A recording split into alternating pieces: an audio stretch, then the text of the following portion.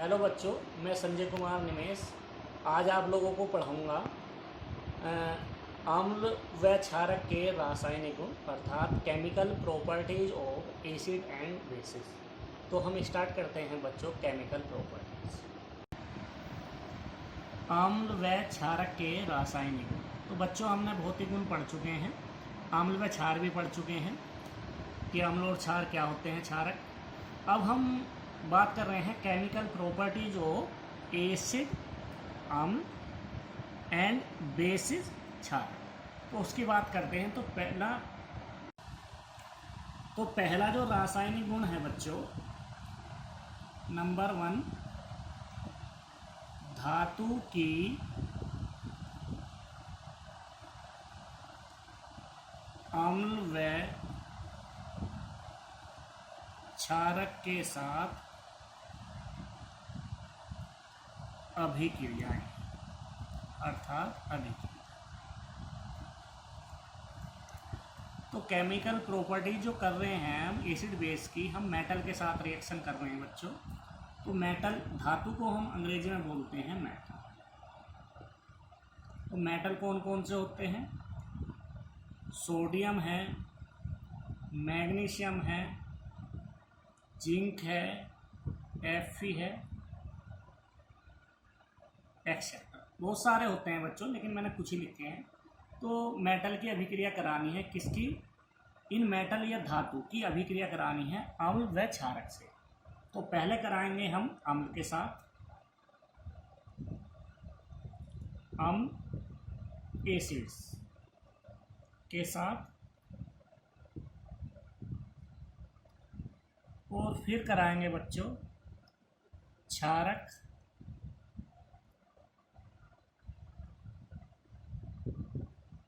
Basis के साथ अर्थात बेस के साथ।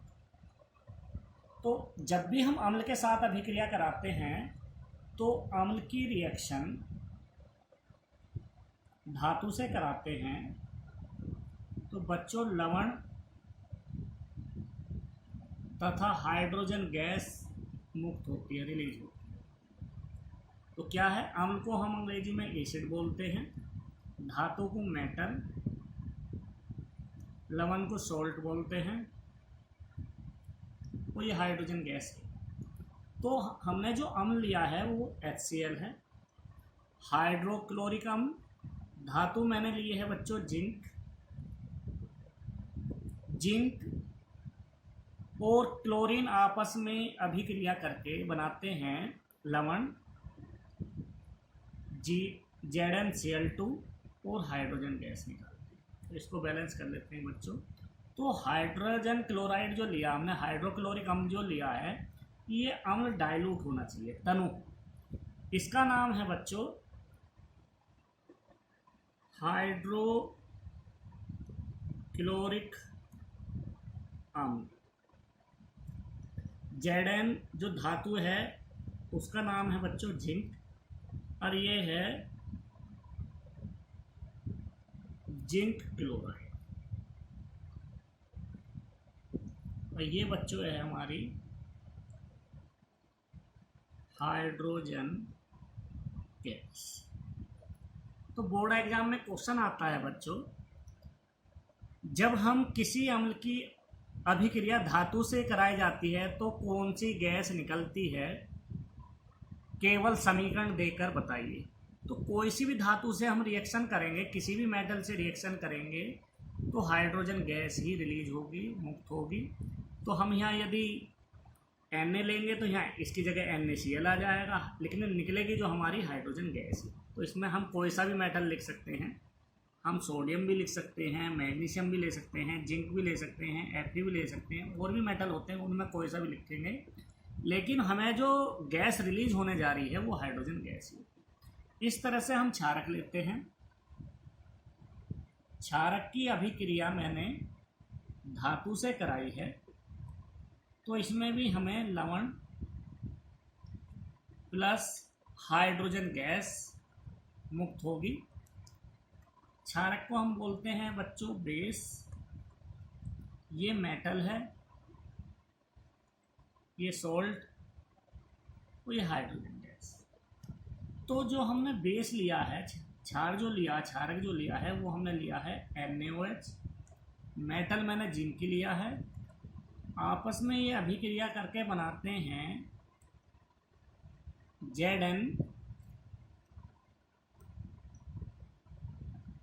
Na2ZnO2 plus H2 gas.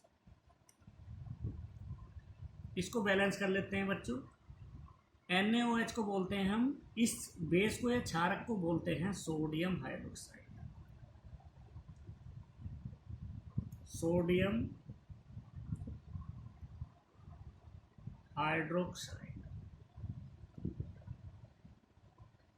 Hydroxide. ये बच्चों जो हमने धातु ली है वो जिंक है। Na2ZnO2 का जो नाम है, इसका नाम है सोडियम जिंकेट,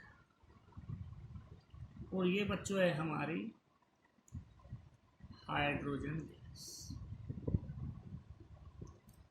तो क्वेश्चन आता है बच्चों बोर्ड एग्जाम में, क्या होता है जब केवल समीकरण दीजिए, वो कहता है जब हम जिंक धातु की अभिक्रिया सोडियम हाइड्रोक्साइड से कराई जाती है तो क्या प्राप्त होता है।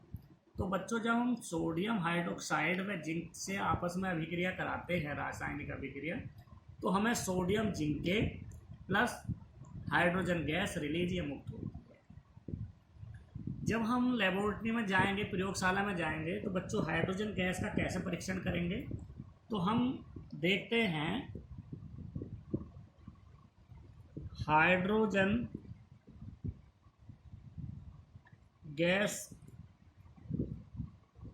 गैस का परीक्षण, अर्थात हम टेस्ट करने जा रहे हैं कि हाइड्रोजन गैस का लेबोरेटरी में कैसे टेस्ट करेंगे, कैसे उपस्थित है। तो सिंपल डायग्राम के द्वारा समझाऊंगा बच्चों मैं आप लोगों को।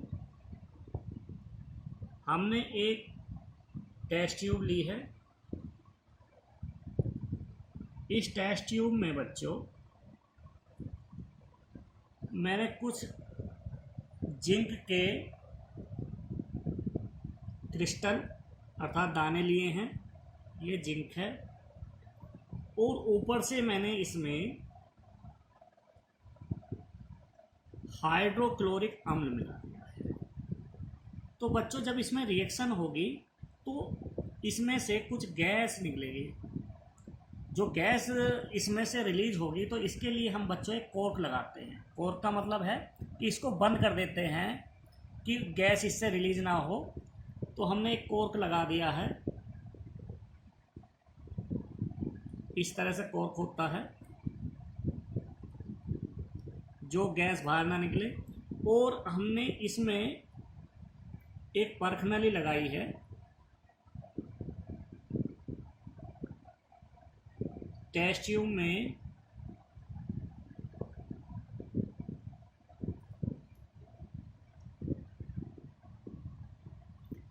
एक अलग से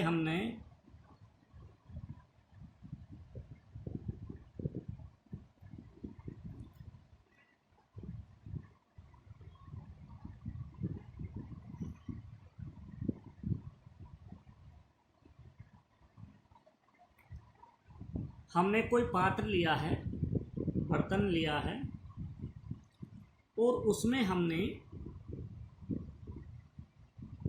साबुन का पानी लिया है। जैसे ही हमने ये गैस Zn और HCl आपस में रिएक्शन करेगी तो हाइड्रोजन जो गैस है इस से निकलते हुए ये साबुन के पानी में जाती है। जैसे ही साबुन के पानी में ये जाती है तो बच्चों ये बबल्स के रूप में, बबल्स किसे कहते हैं, बुलबुले।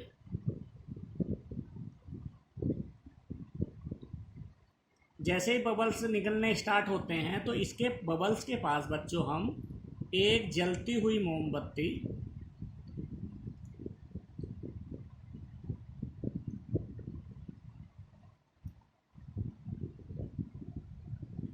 जलती हुई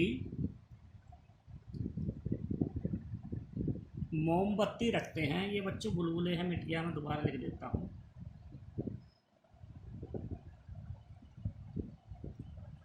जलती हुई मोमबत्ती इसके संपर्क में लाते हैं तो ये जलती हुई मोमबत्ती बुझ जाती है। इससे यह सिद्ध होता है कि बच्चों इसमें हाइड्रोजन गैस उपस्थित है, हाइड्रोजन गैस उपस्थित है। तो ये परीक्षण करते हैं, टेस्ट करते हैं बच्चों लेबोरेटरी में। हमने क्या किया है, जिंक लिया है, जिंक में हमने हाइड्रोक्लोरिक अम्ल डाला है, इसको हीट किया है, हीट मतलब गर्म किया है। गर्म करने के बाद इस टेस्ट ट्यूब के अकॉर्डिंग हाइड्रोजन गैस जब हमारी साबुन के पानी में जाती है तो इसमें से बबल्स निकलना स्टार्ट हो जाते हैं, बुलबुले स्टार्ट होते हैं। जैसे ही हम इन बुलबुलों के पास जलती हुई मोमबत्ती रखते हैं तो ये जलती हुई मोमबत्ती को बुझा देती है। इससे ये सिद्ध होता है कि इसमें हाइड्रोजन गैस उपस्थित है। तो दूसरा जो केमिकल रिएक्शन है बच्चों, अम्ल व क्षारक की धातु कार्बोनेट तथा धातु बाइकार्बोनेट के साथ अभिक्रिया करा रहे हैं हम। तो धातु बाइकार्बोनेट को हम दूसरा नाम भी होता है इसका, धातु, इसका नाम दूसरा होता है धातु हाइड्रोजन कार्बोनेट।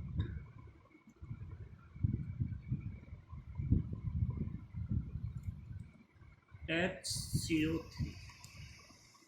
यहाँ धातु कोई भी होगा बच्चों, धातु हम कोई सा भी ले सकते हैं। तो हाइड्रोजन कार्बोनेट HCO3, इसको ही हम बाइकार्बोनेट।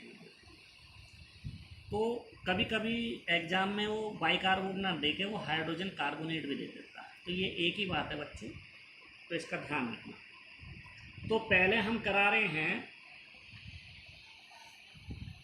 अम्ल की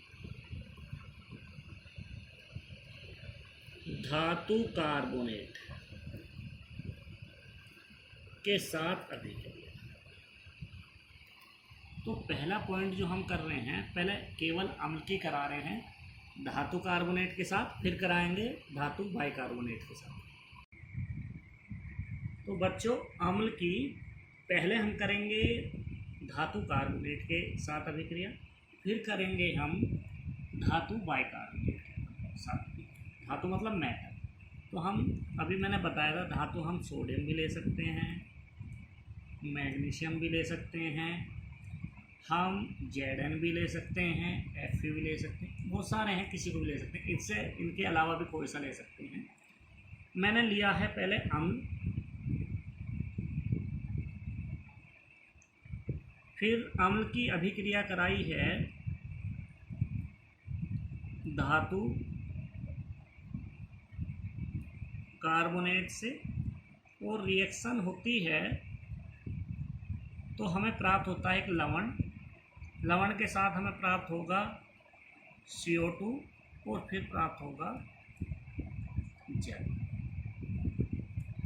तो अम्ल मैंने बच्चों लिया है HCl, हम कोई सा भी ले सकते हैं, H2SO4, HNO3, मैंने ये लिया।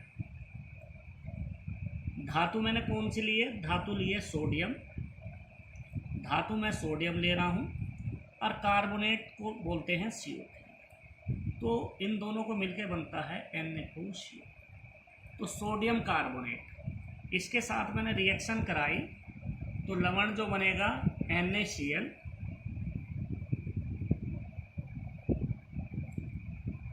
Plus CO2 plus water. इसका नाम है बच्चों हाइड्रोक्लोरिक अम्ल, मैं लिखवा चुका हूँ। Na2CO3, इसको बोलते हैं हम सोडियम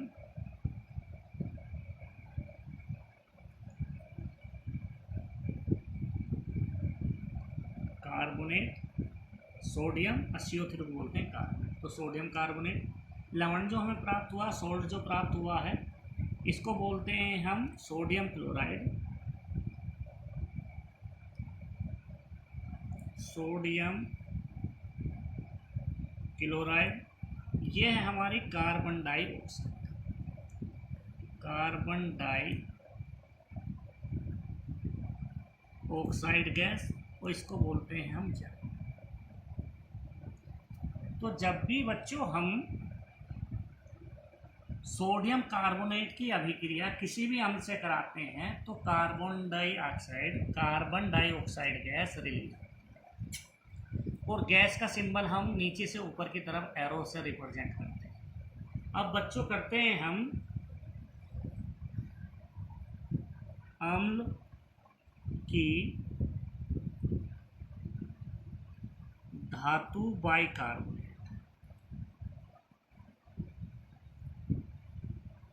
के साथ अभिक्रिया। तो पहले बच्चों हमने अम्ल की धातु कार्बोनेट से, फिर अम्ल की धातु बाइकार्बोनेट के साथ अभिक्रिया करेंगे। इसी प्रकार क्षारक की धातु कार्बोनेट के साथ अभिक्रिया, फिर क्षार की धातु बाइकार्बोनेट के साथ अभिक्रिया। तो बच्चों हमने एग्जाम्पल लिया है अम्ल की रिएक्शन करानी है हमें धातु बाइकार्बोनेट,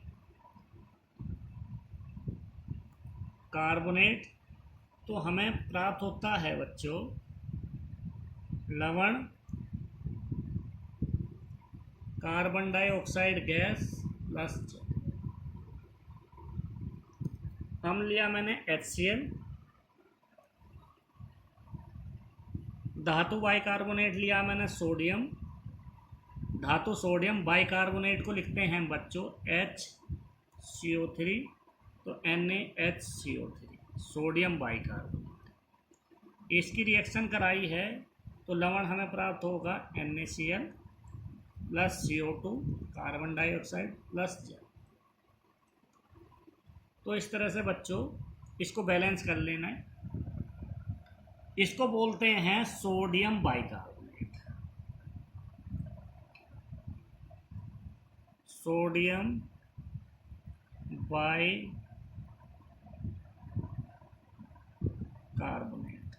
इसको सोडियम क्लोराइड बोलते हैं, ये कार्बन डाइऑक्साइड है और ये जल है। तो बच्चों इसको 2 से करेंगे, यहाँ भी 2, तो बैलेंस है हमारे बच्चों इस तरह से। अब अभिक्रिया करा रहे हैं हम बच्चों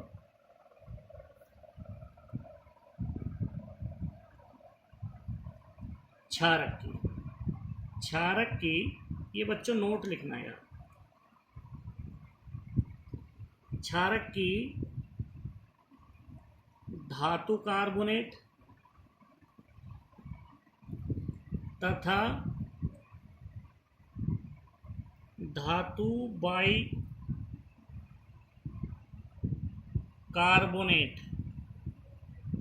के साथ अभिक्रिया करने पर क्षारक की धातु कार्बोनेट तथा धातु बाइकार्बोनेट के साथ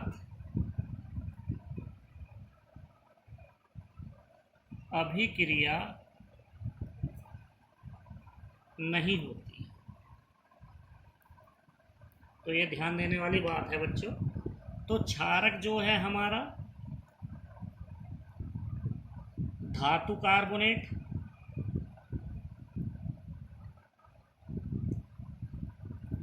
कोई रिएक्शन नहीं बच्चों, क्षारक की धातु बाइकार्बोनेट इसके साथ भी कोई रिएक्शन। तो बच्चों केवल मेटल कार्बोनेट और मेटल बाइकार्बोनेट केवल एसिड के साथ रिएक्शन करते हैं, क्षारक के साथ रिएक्शन नहीं करते हैं। तो बच्चों कार्बोनेट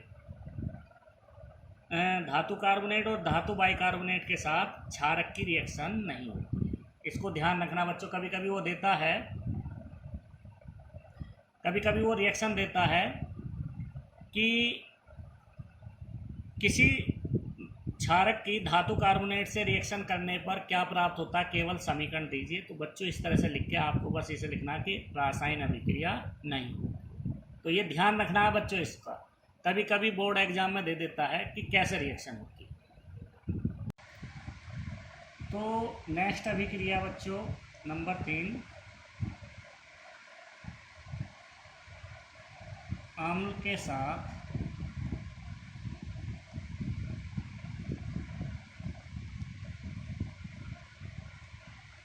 धात्विक ऑक्साइड की अभिक्रिया।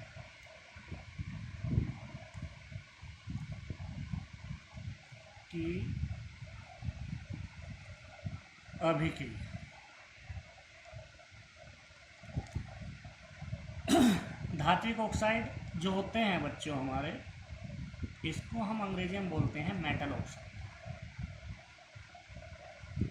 मेटल ऑक्साइड, तो मेटल ऑक्साइड की रिएक्शन हम एसिड से करा रहे हैं, तो क्या क्या है रिजल्ट आने जा रहा है, क्या इक्वेशन होगी। तो एक तो ऑक्साइड है हमारा CO, calcium oxide, copper oxide, magnesium oxide, sodium oxide और जिंक ऑक्साइड। कोई सा भी ऑक्साइड ले सकते हैं बच्चों। तो अम्ल की रिएक्शन जो है, अम्ल की रिएक्शन मुझे करानी है धात्विक ऑक्साइड अर्थात मेटल ऑक्साइड से। तो इसमें क्या होता है बच्चों, सोल्ट प्राप्त होता है, लवण प्राप्त होता है और जल प्राप्त होता है। अम्ल मैंने लिया है HCl, डाइल्यूट HCl लेना है, तनु, जिसको हम हिंदी में तनु बोलते हैं। धात्विक ऑक्साइड लिए मैंने कॉपर ऑक्साइड। ये आपस में रिएक्शन करके CuCl सोल्ट बनाते हैं और H2, इसको बोलते हैं बच्चों कॉपर क्लोराइड। ये जल है, ये कॉपर ऑक्साइड है।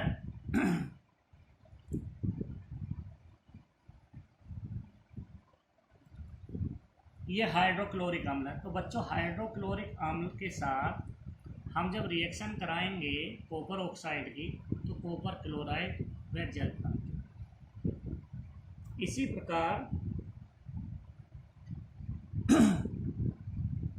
कॉपर ऑक्साइड कलरलेस होती है, लेकिन कॉपर क्लोराइड का जो कलर होता है वो नीला रंग का हो जाता है,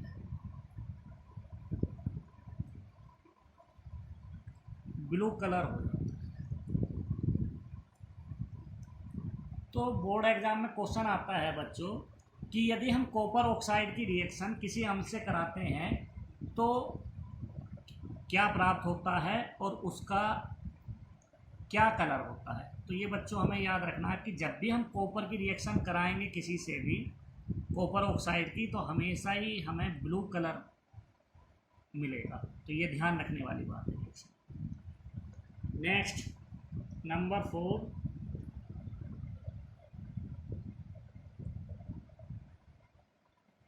धात्वीय मेटल सल्फाइडों से।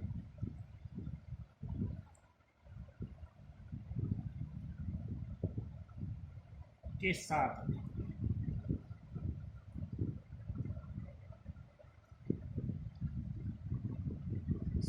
अभिक्रिया।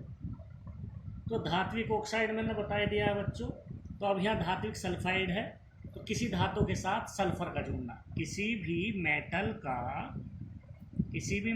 का सल्फर से जोड़ना सल्फाइड कहना।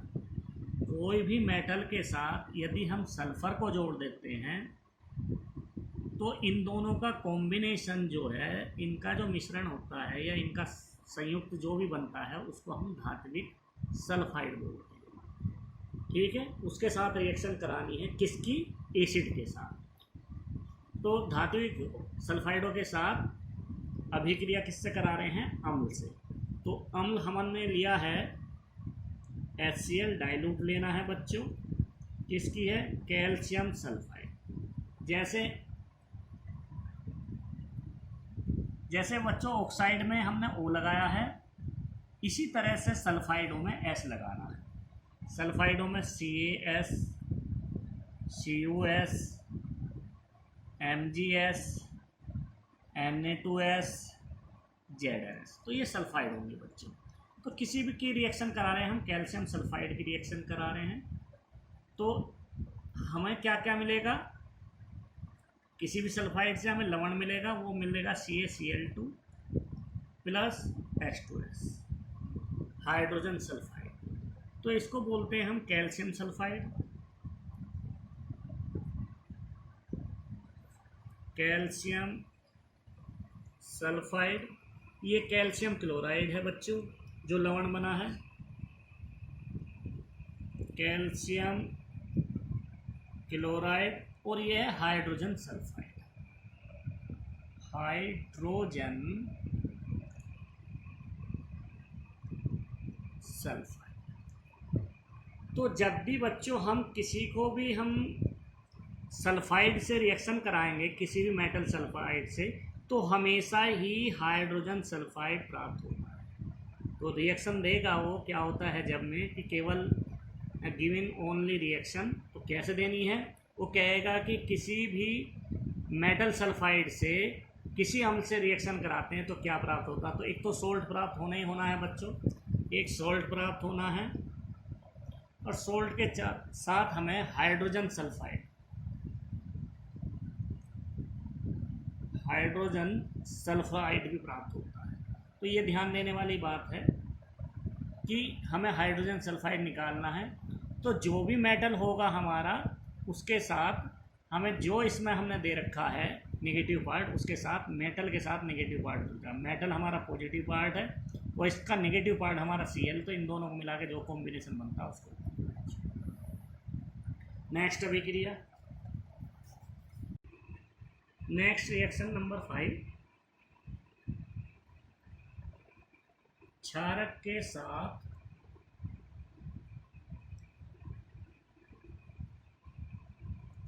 अधात्विक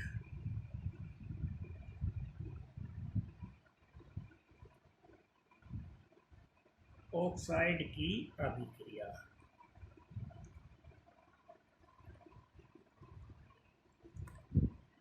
तो बच्चों क्षारक मतलब बेस की रिएक्शन करानी है मुझे नॉन मेटल ऑक्साइड से, नॉन मेटल ऑक्साइड। अधात्विक, धात्विक जो धातु के साथ होती है तो धातु ऑक्साइड कहते हैं।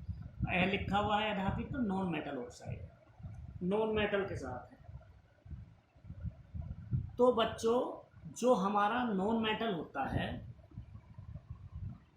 नॉन मेटल के साथ ऑक्सीजन को कंबाइंड करके जो बनता है उसको बोलते हैं बच्चों हम नॉन मेटल ऑक्साइड। अर्थात अधातु की रिएक्शन हम ऑक्सीजन कंबाइंड हो जाए, अधातु के साथ ऑक्सीजन कंबाइंड हो जाए, ऑक्सीजन का जुड़ जाए, तो उसको हम बोलते हैं अधात्विक ऑक्साइड। तो non metal carbon, nitrogen, P block के जो एलिमेंट होते हैं उसमें अधिकतर नॉन मेटल होते हैं। तो इस पी ब्लॉक का एलिमेंट हम जैसे कार्बन है, कुछ भी ले सकते हैं, उसको लेंगे। जैसे हमने एग्जाम्पल दिया है, मैंने एक नॉन मेटल लिया है कार्बन, उसके साथ ऑक्सीजन यूज किया है, तो वो जो बनने जा रहा है CO2, वो हमारा नॉन मेटल ऑक्साइड है। इसको अधात्विक ऑक्साइड, इसको हम अधात्विक ऑक्साइड या नॉन मेटल ऑक्साइड बोलते हैं। तो इसकी रिएक्शन करा रहे हैं हम, किसी के भी साथ लगाएंगे तो कोई भी नॉन मेटल के साथ ऑक्सीजन को जोड़कर रिएक्शन करने जा रहे हैं क्षार के साथ। तो बच्चों मैंने लिया है क्षारक प्लस अधात्विक ऑक्साइड लिए मैंने,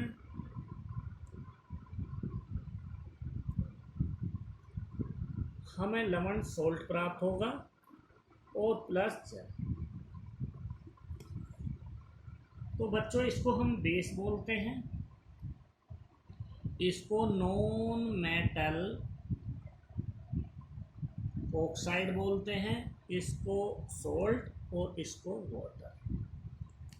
तो रिएक्शन होने जा रही है, क्षार लिया है हमने कैल्शियम हाइड्रोक्साइड ये बच्चों सी है, COH2 की हमने रिएक्शन करा रहे हैं कार्बन डाइऑक्साइड से, नॉन मेटल ऑक्साइड से या अधात्विक ऑक्साइड से। तो जो लवण हमें प्राप्त हो रहा है वो है कैल्शियम कार्बोनेट प्लस वाटर। इसको बोलते हैं, ये जो एरो दिखाया है ये अवक्षेप का है, PPT जिसे हम बोलते हैं प्रेसिपिटेट, जो हमारा अघुलनशील होता है, अविनय होता है, उसको हम कहते हैं। ये है कैल्शियम हाइड्रोक्साइड, कैल्शियम हाइड्रोक्साइड, और ये हमारी कार्बन डाइऑक्साइड। कार्बन डाइऑक्साइड को ही हम बच्चों नॉन मेटल ऑक्साइड है, अधात्विक ऑक्साइड है। और जो हमारा लवण प्राप्त हुआ है वो कैल्शियम कार्बोनेट, कैल्शियम कार्बोनेट, और ये बच्चों होता है अच्छा। तो बच्चों एक रिएक्शन रह रही है, उसके बाद हमारे केमिकल प्रॉपर्टीज जो भी हैं, रासायनिक गुण, वो समाप्त हो जाएंगे। तो नेक्स्ट रिएक्शन करते हैं। तो बच्चों लास्ट हमारे रासायनिक समीकरण है, बहुत इंपॉर्टेंट है, बोर्ड एग्जाम में 90% चांसेस है आने के, तो इसलिए थोड़ा केयरफुली समझना इसको। और भी वो तो समझ ही रहे हो बच्चों आप लोग, इसको भी ध्यान से पढ़ना। हमने अभी तक क्या करा है, अम्ल के साथ या क्षार के साथ किसी की रिएक्शन कराई है, लेकिन अब हम क्या करने जा रहे हैं, अम्ल और क्षार को आपस में कंबाइन करा के क्या बनता है उसकी बात करते हैं। तो मैंने अम्ल लिया है HCl और क्षार लिया है NaOH, सोडियम हाइड्रोक्साइड। तो मैंने कोई अम्ल लिया है, फिर क्षारक लिया है, हमें क्या मिलता है, एक लवण मिलता है और जल मिलता है। तो हमें लवण तो सभी में मिल रहा था, उसके साथ क्या क्या बन रहा था, लेकिन जब हम अम्ल और क्षार आपस में ले रहे हैं तो उसके साथ रिएक्शन बन रही थी हमारी, लवण बनेगा NaCl और प्लस वाटर। तो बच्चों क्या होता है, जो अम्ल है, एसिड है, और बेस आपस में जो हमारी रिएक्शन हो रही है उसको अपने प्रभाव को समाप्त कर देता है। कैसे कर देता है, कैंसिल आउट कर देता है, न्यूट्रलाइजेशन कर देता है, उदासीन कर देता है। अर्थात ना तो वो एसिड रहता है ना बेस रहता है, दोनों ही आपस में रख के आपस में रिएक्शन करके ना वो हमें प्राप्त एसिड हो रहा है लास्ट में, ना बेस प्राप्त हो रहा है। तो इस जो रिएक्शन को हम बोलते हैं बच्चों, इसको हम बोलते हैं उदासीनीकरण। तो बहुत इंपॉर्टेंट इक्वेशन है उदासीनीकरण, जिसको हम बोलते हैं न्यूट्रलाइजेशन। तो बच्चों किसी अम्ल व क्षारक की आपस में अभिक्रिया करके उनके प्रभाव को निरस्त करके लवण व जल बनाते हैं, उदासीनीकरण रिएक्शन कहलाता है। क्या करते हैं बच्चों, एसिड एंड बेस आपस में रिएक्ट करके उनके जो भी हमारे इफ़ेक्ट हैं उनको न्यूट्रलाइज करने के बाद सॉल्ट व वाटर बनाते हैं। तो उसको रिएक्शन को हम बोलते हैं न्यूट्रलाइजेशन या उदासीनीकरण। फिर समझो बच्चों, पेपर बोर्ड एग्जाम में आएगा, उदासीनीकरण की समीकरण दीजिए, उदासीनीकरण से आप क्या समझते हैं। तो अम्ल व क्षार आपस में अभिक्रिया करके उनके प्रभाव को निरस्त करके लवण व जल बनाते हैं, तो यह अभिक्रिया उदासीनीकरण कहलाती है। तो बच्चों मैं इसको लिख देता हूँ आपको, उदासीनीकरण या न्यूट्रलाइजेशन। जब अम्ल व क्षारक परस्पर अभिक्रिया करके बच्चों परस्पर अभिक्रिया करके एक दूसरे के प्रभाव को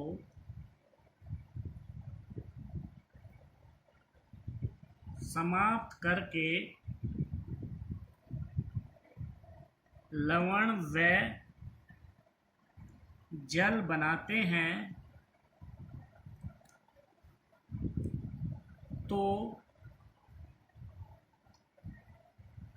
इस प्रकार की